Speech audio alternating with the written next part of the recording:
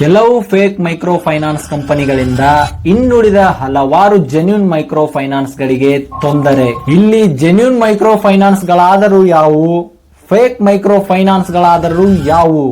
ಸ್ನೇಹಿತರೆ, ಇವುಗಳ ಬಗ್ಗೆ ತಿಳಿದುಕೊಳ್ಳುವ ಮುಂಚೆ ನಾನು ಒಂದಿಷ್ಟು ವಿಷಯಗಳನ್ನ ನಿಮ್ಮೊಂದಿಗೆ ಹಂಚಿಕೊಳ್ಳಲು ಬಯಸುತ್ತೇನೆ. ಈ ಒಂದು ವಿಡಿಯೋ ಹಲವಾರು ಮಹತ್ತರ ವಿಷಯಗಳನ್ನ ಒಳಗೊಂಡಿರುತ್ತದೆ. ಹೀಗಾಗಿ ಈ ಒಂದು ವಿಡಿಯೋನ ಸ್ಕಿಪ್ ಮಾಡದೆ ನೋಡಿ.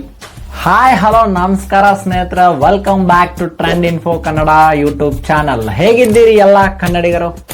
ಐ ಥಿಂಕ್ ಚೆನ್ನಾಗೇ ಇದ್ದೀರಿ ಎಂದು ಭಾವಿಸುತ್ತಾ ಇವತ್ತಿನ ಈ ಒಂದು ವಿಡಿಯೋನ ಸ್ಟಾರ್ಟ್ ಮಾಡ್ತಾ ಇದ್ದೇನೆ.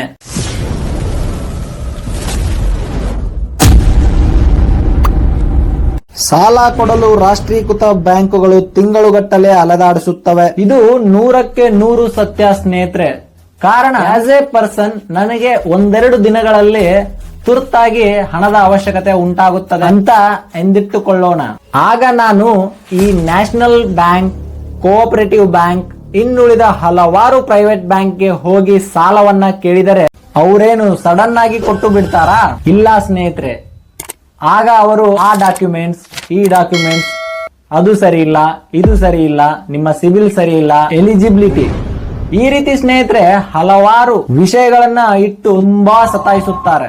ಒಂದು ವೇಳೆ ಈ ಎಲ್ಲಾ ಡಾಕ್ಯುಮೆಂಟ್ಸ್, ಅವ್ರು ಕೇಳಿದಂತ ಡಾಕ್ಯುಮೆಂಟ್ಸ್, ಸಿಬಿಲ್, ಎಲಿಜಿಬಿಲಿಟಿ ಎಲ್ಲಾ ಕರೆಕ್ಟ್ ಇದ್ದರೂ ಕೂಡ ಆ ಒಂದು ಪ್ರೊಸೆಸ್ ಏನ್ ನಡಿಬೇಕಾಗಿರುತ್ತಲ್ಲ, ಅದಕ್ಕೆ ಹಲವಾರು ದಿನಗಳವರೆಗೆ ಕಾಯಬೇಕು. ಹೀಗಾಗಿ ನಮಗೇನ್ ತುರ್ತಾಗಿ ಬೇಕಾಗಿರುತ್ತಲ್ಲ ಈ ಒಂದು ಹಣ ಆ ಒಂದು ಸಮಯಕ್ಕೆ ಸರಿಯಾಗಿ ಸಿಗುವುದಿಲ್ಲ.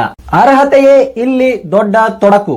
ಸ್ನೇಹಿತರೆ, ನೀವು ಬ್ಯಾಂಕ್ಗೆ ಹೋದಾಗ ಹಲವಾರು ನಿಯಮಗಳನ್ನ ಪಾಲಿಸಬೇಕಾಗುತ್ತದೆ. ಜೊತೆಗೆ ಎಲಿಜಿಬಿಲಿಟಿ ಎಂಬ ಮಹಾನ್ ಪರೀಕ್ಷೆಯನ್ನ ಕೂಡ ಪಾಸ್ ಮಾಡಬೇಕಾಗಿರುತ್ತದೆ. ಇದು IAS ಪರೀಕ್ಷೆಗಿಂತ ಕಠಿಣವಾಗಿರುತ್ತದೆ ಎಂದರೆ ತಪ್ಪಾಗಲಾರದು ಸ್ನೇಹಿತರೆ. ಈ ರೀತಿಯ ಬ್ಯಾಂಕುಗಳಲ್ಲಿ ಇದಕ್ಕೆ ಸಂಬಂಧಪಟ್ಟಂತೆ, ಅಂದರೆ ಸ್ನೇಹಿತರೆ ಸಾಲಕ್ಕೆ ಸಂಬಂಧಪಟ್ಟಂತೆ proper documents, monthly salary slip, CIBIL score, ಜೊತೆಗೆ ಏನಾದ್ರೂ ಅಡ ಇಡುವುದು, ಈ ರೀತಿಯ 10 ವಿಷಯಗಳು ಕರೆಕ್ಟ್ ಇದ್ದಾಗ ಮಾತ್ರ ಲೋನ್ ಸಿಗುವ ಚಾನ್ಸಸ್ ಜಾಸ್ತಿ ಇರುತ್ತದೆ. ಅದರ್ವೈಸ್ ಇಲ್ಲ ಅಂತ ಹೇಳಬಹುದು. ಇಂತಹ ತುರ್ತು ಸಂದರ್ಭಗಳಿಗೆ ಮೈಕ್ರೋ ಫೈನಾನ್ಸ್ ಕಂಪನಿಗಳೇ ಆಧಾರ. ಈ ರೀತಿ ಬ್ಯಾಂಕಿಗೆ ಹೋದಾಗ ಅಲ್ಲಿನ ಒಂದು ಎಲಿಜಿಬಿಲಿಟಿ ಕ್ರೈಟೇರಿಯಾವನ್ನ ಪಾಸ್ ಮಾಡದೆ ನೊಂದಂತಹ ವ್ಯಕ್ತಿಗೆ ತುರ್ತಾಗಿ ಸಾಲದ ವ್ಯವಸ್ಥೆಯನ್ನ ಯಾವುದೇ ಪ್ರಾಪರ್ ಡಾಕ್ಯುಮೆಂಟ್ಸ್ ಇಲ್ಲದೆ ಅಂದರೆ ಅವನಿಗೆ ಸಾಲವನ್ನ ನೀಡುತ್ತದೆ. ಅನಿವಾರ್ಯಕ್ಕೆ ಮೊರೆ. ಎಲ್ಲ ಸಾಮಾನ್ಯ ಜನ ಬ್ಯಾಂಕಿಗೆ ಹೋಗುವುದು, ಅಲ್ಲಿ ಒಂದು ಕಡಿಮೆ ಬಡ್ಡಿ ದರವನ್ನ ಕೊಡುತ್ತಾರೆ, ಅಂದ್ರೆ ಸಾಲವನ್ನ ಕಡಿಮೆ ಬಡ್ಡಿ ದರಗಳಲ್ಲಿ ನೀಡುತ್ತಿರುತ್ತಾರೆ. ಹೀಗಾಗಿ ಎಲ್ಲಾ ಜನರು ಸಾಮಾನ್ಯವಾಗಿ ಬ್ಯಾಂಕ್ಗೆ ಹೋಗುವುದು ರೂಢಿ. ಫಾರ್ ಎಕ್ಸಾಂಪಲ್, 100 ಜನ ಬ್ಯಾಂಕಿಗೆ ಹೋದ್ರಂತ ಇಟ್ಕೊಳ್ಳಿ ನೀವು. ಅಂತಹ 100 ಜನರಲ್ಲಿ ಕೇವಲ ಒಂದು 5 ರಿಂದ 6 ಜನರು ಅಲ್ಲಿ ಲೋನ್ ಅನ್ನ ಪಡೆಯಬಹುದು. ಕಾರಣ, ಅಲ್ಲಿ ಅವರು ವಿಧಿಸಿರ್ತಕ್ಕಂತ ಒಂದು ಎಲಿಜಿಬಿಲಿಟಿ ಕ್ರೈಟೇರಿಯಾ. ಈ ರೀತಿ ಸ್ನೇಹಿತರೆ, ಇಂತಹ ಸಂದರ್ಭಗಳಲ್ಲಿ ಆ ವ್ಯಕ್ತಿಗೆ ಲೋನ್ ಸಿಗುವುದು ತುಂಬಾ ಕಷ್ಟವಾಗಿರುತ್ತದೆ. ಆಗ ಈ MFIಗಳು ಅಂದ್ರೆ ಮೈಕ್ರೋ ಫೈನಾನ್ಸ್ ಕಂಪನಿಗಳು, ಲೇವಾದೇವಿದಾರರು ಸಾಲವನ್ನ ನೀಡುತ್ತವೆ. ಈ ಒಂದು ಸಂದರ್ಭದಲ್ಲಿ ಆ ಒಂದು ವ್ಯಕ್ತಿಗೆ ಕೇವಲ ಹಣದ ಅವಶ್ಯಕತೆ ಮಾತ್ರ ಇರುತ್ತದೆ. ಎಷ್ಟು ಬಡ್ಡಿ, ಎಷ್ಟು ವರ್ಷ ತೀರಿಸಲು ಸಾಧ್ಯ, ನಾನು ಇದನ್ನ ಮುಂದೆ ತೀರಿಸಲು ಅರ್ಹನಿದ್ದೇನಾ, ಇಂತಹ ವಿಷಯಗಳ ಬಗ್ಗೆ ಆ ಕ್ಷಣದಲ್ಲಿ ಅವನು ಏನೂ ಕೂಡ ಯೋಚನೆ ಮಾಡುವುದಿಲ್ಲ. ಆ ಕ್ಷಣದಲ್ಲಿ ಕೇವಲ ಅವನು ತನ್ನ ಅನಿವಾರ್ಯತೆ ಏನಿರುತ್ತಲ್ಲ ಅದಕ್ಕೆ ಮೊದಲು ಪ್ರಯಾರಿಟಿಯನ್ನ ಕೊಡುತ್ತಾ ಹೋಗುತ್ತಾನೆ. ಸಾಲಗಾರರಿಗೆ ತೀರಿಸಲಾಗದ ವಿಪರೀತ ಹೊರೆ. ತಕ್ಷಣಕ್ಕೆ ಆ ಹಣದ ಅವಶ್ಯಕತೆ ಇರೋ ಆ ಒಬ್ಬ ವ್ಯಕ್ತಿಗೆ ಬ್ಯಾಂಕ್ಗಳಲ್ಲಿ ಲೋನ್ ಸಿಗುವುದಿಲ್ಲ. ಆ ಒಂದು ಸಮಯದಲ್ಲಿ ಈ ಮೈಕ್ರೋ ಫೈನಾನ್ಸ್ ಕಂಪನಿಗಳೇನೋ ಸಾಲವನ್ನ ಕೊಡುತ್ತವೆ. ಬಡವರು, ಸಣ್ಣ ವ್ಯಾಪಾರಿಗಳು, ಕೂಲಿಯವರು, ಆರ್ಥಿಕ ಶಕ್ತಿ ಇಲ್ಲದವರು ಈ ರೀತಿಯ ರಾಷ್ಟ್ರೀಕೃತ ಬ್ಯಾಂಕುಗಳಲ್ಲಿ ಸಾಲ ಪಡೆಯುವುದು ಕಷ್ಟವಾದಾಗ ಸಣ್ಣ ಪುಟ್ಟ ಉದ್ಯಮ, ಸ್ವ ಉದ್ಯೋಗ, ತುರ್ತು ವೈದ್ಯಕೀಯ ಚಿಕಿತ್ಸೆ, ಮಕ್ಕಳ ವಿದ್ಯಾಭ್ಯಾಸ, ಮನೆ ನಿರ್ಮಾಣ, ಮದುವೆ, ಈ ರೀತಿಯಂತಹ ಹಲವಾರು ಅಗತ್ಯಗಳಿಗೆ ಸಾಲ ಪಡೆಯಬೇಕಾದ ಜನರ ಅನಿವಾರ್ಯತೆಯನ್ನೇ ಬಂಡವಾಳ ಮಾಡಿಕೊಂಡಿರುವ ಹಲವಾರು ಫೇಕ್ ಮೈಕ್ರೋ ಫೈನಾನ್ಸ್ ಕಂಪನಿಗಳು ಹಾಗೂ ಲೇವಾದೇವಿಗಾರರು ಸಾಮಾನ್ಯ ಜನರನ್ನ ಸುಲಿಗೆ ಮಾಡುತ್ತಿದ್ದಾರೆ. ಸಾಮಾನ್ಯವಾಗಿ ಸ್ನೇಹಿತರೆ, ಈಗ ನಾವು ಬ್ಯಾಂಕ್ಗೆ ಹೋದಾಗ ನಮಗೆ ಈ ಒಂದು ಪರ್ಸನಲ್ ಲೋನ್ಗೆ ರೇಟ್ ಆಫ್ ಇಂಟ್ರೆಸ್ಟ್ 10% ಇಂದ 12% ಗಳವರೆಗೆ ಸಾಮಾನ್ಯವಾಗಿ ಈ ಒಂದು ಬ್ಯಾಂಕ್ಗಳು, ರಾಷ್ಟ್ರೀಕೃತ ಬ್ಯಾಂಕ್ಗಳು, ಕೋಆಪರೇಟಿವ್ ಬ್ಯಾಂಕ್ಗಳು, ಈ ಪ್ರೈವೇಟ್ ಬ್ಯಾಂಕ್ಗಳು ಕೂಡ ವಿಧಿಸುತ್ತವೆ. ಇನ್ನು ಈ ಬ್ಯಾಂಕ್ಗಳಲ್ಲಿ ಈ ರಾಷ್ಟ್ರೀಕೃತ ಬ್ಯಾಂಕ್ಗಳಂತ ಏನಿರ್ತಾವಲ್ಲ, ಉದಾಹರಣೆಗೆ SBI, bank of Baroda, Canara bank, ಇವುಗಳಿಗೆ ಕಂಪೇರ್ ಮಾಡಿದ್ರೆ ಪ್ರೈವೇಟ್ ಬ್ಯಾಂಕ್ ಅಂತ ಬರ್ತಾವಲ್ಲ, HDFC, ಆಕ್ಸಿಸ್ ಬ್ಯಾಂಕ್, ಇವು ಸಾಮಾನ್ಯವಾಗಿ ಈ ರಾಷ್ಟ್ರೀಕೃತ ಬ್ಯಾಂಕ್ಗಳಿಗೆ ಕಂಪೇರ್ ಮಾಡಿದ್ರೆ 1-2% ಜಾಸ್ತಿ ಬಡ್ಡಿಯನ್ನ ವಿಧಿಸುತ್ತವೆ. ಕೆಲವು ಫೇಕ್ MFI ಗಳಿಂದ ಜೆನ್ಯೂನ್ MFI ಗಳಿಗೆ ಬಿಸಿ ತಟ್ಟಿದೆ. ಸ್ನೇಹಿತರೆ, ವಿಡಿಯೋ ಮಾಡಿರೋ ಪ್ರಮುಖ ಉದ್ದೇಶವೇ ಈ ಒಂದು ವಿಷಯ. ಇಲ್ಲಿ ನಿಮಗೆ ಫೇಕ್ MFI ಗಳು ಹಾಗೂ ಜೆನ್ಯೂನ್ MFI ಗಳು ಅಂತ ಹೇಳ್ತಿದ್ದೀನಿ. ಸ್ವಲ್ಪ ಕನ್ಫ್ಯೂಷನ್ ಆಗಿರುತ್ತದೆ. ಕನ್ಫ್ಯೂಷನ್ ಬೇಡ, ಕ್ಲಾರಿಟಿ ಕೊಡ್ತಾ ಹೋಗ್ತೀನಿ. ಇನ್ನು ಮೈಕ್ರೋ ಫೈನಾನ್ಸ್ ಕಂಪನಿಗಳ ವಿಚಾರಕ್ಕೆ ಬರೋಣ. ಈಗ ನಾನೇನ್ ಹೇಳಿದೆ ಈ ಜೆನ್ಯೂನ್ ಮೈಕ್ರೋ ಫೈನಾನ್ಸ್ ಗಳು ಅಂತ, ಅವು ಈ ಬ್ಯಾಂಕ್ ಗಳಿಗೆ ಕಂಪೇರ್ ಮಾಡಿದ್ರೆ 2-4% ಅಧಿಕ ಪ್ರಮಾಣದ ಬಡ್ಡಿಯನ್ನ ವಿಧಿಸುತ್ತವೆ.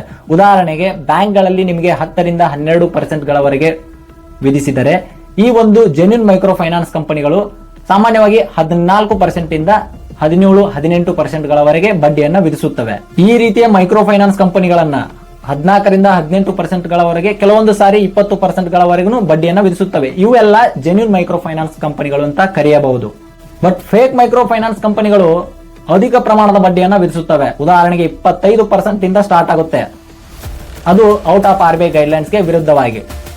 ಸ್ನೇಹಿತರೆ, 25%, 30%, 35%, ಕೆಲವೊಂದು ಸಾರಿ 40% ಗಳವರೆಗೆ ವಿಧಿಸಿದ ಉದಾಹರಣೆಗಳು ಕೂಡ ನಮ್ಮಲ್ಲಿ ಸಿಗುತ್ತಾ ಹೋಗುತ್ತವೆ. ಈ ಎಲ್ಲಾ ಮೈಕ್ರೋ ಫೈನಾನ್ಸ್ ಕಂಪನಿಗಳು ಫೇಕ್ ಮೈಕ್ರೋ ಫೈನಾನ್ಸ್ ಕಂಪನಿಗಳ ಒಂದು ಲಿಸ್ಟ್ ಅಲ್ಲಿ ಕಂಡು ಬರುತ್ತವೆ.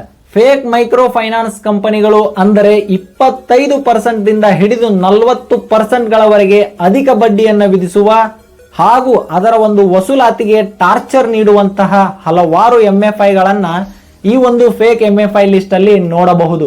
ಈ ರೀತಿ ಸ್ನೇಹಿತರೆ, ಈ ಒಂದು ಮೈಕ್ರೋ ಫೈನಾನ್ಸ್ ಕಂಪನಿಗಳು, ಇದರಲ್ಲೂ ಕೂಡ ಜೆನ್ಯೂನ್ ಮೈಕ್ರೋ ಫೈನಾನ್ಸ್ ಕಂಪನಿಗಳು ಹಲವಾರು ನಮಗೆ ಸಿಗುತ್ತಾ ಹೋಗ್ತವೆ. ಅದೇ ರೀತಿ ಫೇಕ್ ಮೈಕ್ರೋ ಫೈನಾನ್ಸ್ ಕಂಪನಿಗಳು ಕೂಡ ಈ ಒಂದು ನಮ್ಮ ದೇಶದಲ್ಲಿ, ರಾಜ್ಯದಲ್ಲಿ ಸಿಚುವೇಟ್ ಆಗಿದ್ದಾವೆ. ಈಗಾಗಲೇ ನೀವು ಹಲವಾರು ಮೈಕ್ರೋ ಫೈನಾನ್ಸ್ ಕಂಪನಿಗಳಲ್ಲಿ ಸಾಲವನ್ನ ಪಡೆದಿರುತ್ತೀರಿ. ನೀವೇ ಯೋಚನೆ ಮಾಡಿ, ನೀವು ನಿಮಗೆ ಕೊಟ್ಟಂತಹ ಆ ಮೈಕ್ರೋ ಫೈನಾನ್ಸ್ ಕಂಪನಿಗಳು ಜೆನ್ಯೂನ್ ಲಿಸ್ಟ್ ಅಲ್ಲಿ ಇದಾವ ಅಥವಾ ಫೇಕ್ ಮೈಕ್ರೋ ಫೈನಾನ್ಸ್ ಕಂಪನಿಗಳ ಲಿಸ್ಟ್ ಅಲ್ಲಿ ಇದಾವ ಅಂತಂದು. ಸ್ನೇಹಿತರೆ, ಈಗ ನೀವು ಯಾವ ಒಂದು ಮೈಕ್ರೋ ಫೈನಾನ್ಸ್ ಕಂಪನಿಗಳಲ್ಲಿ ಲೋನ್ ಅನ್ನ ಪಡೆದುಕೊಂಡಿದ್ದೀರಿ ಹಾಗೂ ಅವರು ಎಷ್ಟು ಪ್ರಮಾಣದ ಬಡ್ಡಿಯನ್ನ ನಿಮಗೆ ವಿಧಿಸಿದ್ದಾರೆ ಎಂದು ಈ ಒಂದು ವಿಡಿಯೋ ಕೆಳಗೆ ಇರುವ ಕಮೆಂಟ್ ಬಾಕ್ಸ್ ಅಲ್ಲಿ ಕಮೆಂಟ್ ಮಾಡಿ. ಮೈಕ್ರೋ ಫೈನಾನ್ಸ್ ಗೆ ಸಂಬಂಧಪಟ್ಟಂತಹ ಪ್ರಮುಖ ವಿಷಯಗಳು. ಸ್ನೇಹಿತರೆ, ನಿಮ್ಗೆ ಈಗಾಗಲೇ ಗೊತ್ತಿರೋ ಹಾಗೆ ಈ ಒಂದು ನಮ್ಮ ಕರ್ನಾಟಕ ಸರ್ಕಾರ ಈ ಒಂದು ಮೈಕ್ರೋ ಫೈನಾನ್ಸ್ ಗೆ ಸಂಬಂಧಪಟ್ಟಂತೆ ಒಂದು ಸುಗ್ರೀವಾಜ್ಞೆಯನ್ನ ಈ ಹಿಂದೆ ಹೊರಡಿಸಿದ್ದರು. ಈ ಒಂದು ಸುಗ್ರೀವಾಜ್ಞೆಯ ಪ್ರಕಾರ RBI ರಿಜಿಸ್ಟರ್ಡ್ ಇಲ್ಲದೆ ಇರತಕ್ಕಂತಹ ಮೈಕ್ರೋ ಫೈನಾನ್ಸ್ ಕಂಪನಿಗಳು ಸಾಮಾನ್ಯ ಜನರಿಗೆ ಸಾಲವನ್ನ ಕೊಡುವ ಹಾಗೆ ಇಲ್ಲ. ಒಂದು ವೇಳೆ ಇಂತಹ ಕಡೆ ಸಾಲವನ್ನ ಪಡೆದಿದ್ದರೆ ಆ ಒಂದು ಸಾಲವನ್ನ ಜನರು ಕಟ್ಟಲೇಬೇಡಿ ಎಂದು ಕರ್ನಾಟಕ ಸರ್ಕಾರ ಈ ಹಿಂದೆ ಹೇಳಿತ್ತು. ಈ ವಿಡಿಯೋನ ಎಂಡ್ ಮಾಡೋಕ್ಕಿಂತ ಮುಂಚೆ ನಿಮ್ಮಲ್ಲಿ ನನ್ನದೊಂದು ಮನವಿ ಅಂತ ತಿಳ್ಕೊಳ್ಳಿ. ಅದೇನಪ್ಪಾ ಅಂತಂದ್ರೆ, ನಾನು ಈ ಒಂದು ವಿಡಿಯೋದಲ್ಲಿ ಜೆನ್ಯೂನ್ ಮೈಕ್ರೋ ಫೈನಾನ್ಸ್ ಹಾಗೂ ಫೇಕ್ ಮೈಕ್ರೋ ಫೈನಾನ್ಸ್ ಗಳು ಯಾವ ರೀತಿ ಡಿವೈಡ್ ಮಾಡಬಹುದು ಎಂಬುದನ್ನ ನೀವು ಈಗಾಗಲೇ ತಿಳಿದುಕೊಂಡಿದ್ದೀರಿ. ಸೊ ಜೆನ್ಯೂನ್ ಮೈಕ್ರೋ ಫೈನಾನ್ಸ್ ಗಳು ಸಾಮಾನ್ಯ ಜನರಿಗೆ ತಕ್ಷಣವೇ ಅಂದ್ರೆ ಅವರಿಗೆ ಅನುಕೂಲವಾಗುವ ರೀತಿಯಲ್ಲಿ ತುರ್ತಾಗಿ ಸಾಲವನ್ನ ನೀಡುತ್ತವೆ.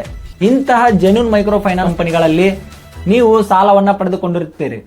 ಸೊ ಈ ರೀತಿ ಜೆನ್ಯೂನ್ ಮೈಕ್ರೋ ಫೈನಾನ್ಸ್ ಗಳಲ್ಲಿ ಸಾಲವನ್ನ ಪಡೆದುಕೊಂಡಿದ್ದರೆ ಅಂತಹ ಸಾಲವನ್ನ ರಿಟರ್ನ್ ಪೇ ಮಾಡಿ. ಕಾರಣ, ಈ ಒಂದು ನಾವು ರಿಟರ್ನ್ ಪೇ ಮಾಡೋದ್ರಿಂದ ಈ ಒಂದು MFI ಗಳು ಅಸ್ತಿತ್ವದಲ್ಲಿ ಇರುತ್ತವೆ. ಅದರ್ವೈಸ್ ಇವುಗಳು ಡೈರೆಕ್ಟ್ ಆಗಿ ನಮ್ಮ ಒಂದು ಕರ್ನಾಟಕ ಒಂದು ಎಕಾನಮಿಗೆ ಡಿಪೆಂಡ್ ಆಗಿರುತ್ತವೆ. ಆದರೆ ಇತ್ತೀಚಿನ ದಿನಗಳಲ್ಲಿ ಈ ಜೆನ್ಯೂನ್ ಮೈಕ್ರೋ ಫೈನಾನ್ಸ್ ಕಂಪನಿಗಳಲ್ಲಿ ಯಾರೆಲ್ಲ ಸಾಲ ಪಡೆದಿದ್ದೀರಿ ಅವರು ಕೂಡ ಅಲ್ಲಿ ಒಂದು ಹಣವನ್ನ ಪೇ ಮಾಡುತ್ತಿಲ್ಲ ಎಂದು ವರದಿಗಳು ಈ ಹಿಂದೆ ಕಂಡು ಬಂದಿದ್ದಾವೆ. ಇದರಿಂದ ಆ ಒಂದು ಜೆನ್ಯೂನ್ ಮೈಕ್ರೋ ಫೈನಾನ್ಸ್ ಗಳು ಕೂಡ ಮುಂದೆ ಯಾರಿಗೂ ಸಾಲವನ್ನ ನೀಡುವುದಿಲ್ಲ. ಇದರಿಂದ ಕರ್ನಾಟಕದ ಆರ್ಥಿಕತೆಗೆ ಧಕ್ಕೆ ಕೂಡ ಆಗಬಹುದು. ಇಂತಹ ಫೇಕ್ ಮೈಕ್ರೋ ಫೈನಾನ್ಸ್ ಕಂಪನಿಗಳಲ್ಲಿ ನೀವು ಒಂದು ವೇಳೆ ಹಣವನ್ನ ರಿಟರ್ನ್ ಪೇ ಮಾಡದೇ ಇದ್ದರೂ ನಡೆಯುತ್ತೆ. ಆದರೆ ಜೆನ್ಯೂನ್ ಮೈಕ್ರೋ ಫೈನಾನ್ಸ್ ಕಂಪನಿಗಳು ಉಳಿಯುವಿಕೆ, ಅದು ರಕ್ಷಣೆ ನಮ್ಮ ಜವಾಬ್ದಾರಿ ಕೂಡ ಆಗಿದೆ. ಐ ಹೋಪ್ ಸ್ನೇಹಿತರೆ, ಈ ಒಂದು ವಿಡಿಯೋದ ಮಾಹಿತಿ ನಿಮಗೆ ಇಷ್ಟ ಆಗಿದೆ ಎಂದು ಭಾವಿಸುತ್ತೇನೆ. ಇಷ್ಟ ಆಗಿದ್ದರೆ ಮಾತ್ರ ಈ ಒಂದು ವಿಡಿಯೋಗೆ ಲೈಕ್ ಮಾಡಿ ಹಾಗೂ ಯಾರೆಲ್ಲ ನಿಮ್ಮ ಫ್ರೆಂಡ್ಸ್ ಇದ್ದಾರೆ ಅವ್ರಿಗೂ ಕೂಡ ಈ ಒಂದು ವಿಡಿಯೋನ ಶೇರ್ ಮಾಡಿ. ಯಾರೆಲ್ಲ ನಮ್ಮ ಚಾನೆಲ್ ಅನ್ನ ಇನ್ನೂ ಕೂಡ ಸಬ್ಸ್ಕ್ರೈಬ್ ಮಾಡಿಲ್ಲ, ಈ ಕೂಡಲೇ ಸಬ್ಸ್ಕ್ರೈಬ್ ಮಾಡಿ ಹಾಗೂ ಬೆಲ್ ಐಕಾನ್ ಮೇಲೆ ಕ್ಲಿಕ್ ಮಾಡಿ. ಇದರಿಂದ ಮುಂದೆ ಮಾಡುವ ಒಂದು ವಿಡಿಯೋಗಳು ನಿಮಗೆ ನೋಟಿಫಿಕೇಶನ್ ಮುಖಾಂತರ ಸಿಗಲಿದೆ. ಮತ್ತೆ ಸಿಗುವ ಮುಂದಿನ ವಿಡಿಯೋದಲ್ಲಿ. Until take care, bye bye friends.